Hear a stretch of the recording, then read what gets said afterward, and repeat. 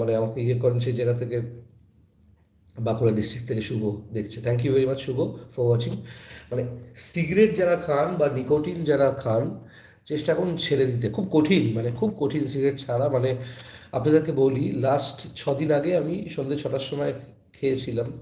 আমি আর গৌরব, আমার যে ম্যানেজার, আমি আর গৌরব আমরা যাচ্ছিলাম হচ্ছে পর্ণশ্রী বলে একটা জায়গা আছে, বেহালা পর্ণশ্রী, ওখান থেকে একটা গাড়ির একটা আর্টিগা আমাদের, সেটার এনওসি এসে গেছিলো কাস্টমারের বাড়িতে। কাস্টমার ফোন করে, এনওসিটা লোনের, মানে লোন যে শোধ হয়েছে তার নো অবজেকশন সার্টিফিকেটটা, 35 নম্বর ফর্ম, পুরো এনওসিটা আনতে গিয়ে আমি গৌরব বলছি, গৌরব আজকে সেই দিন, এই যে 2 বছর হতে 2 মাস, মানে মানে 22 মাস আমি সিগারেট একটানা খেলাম।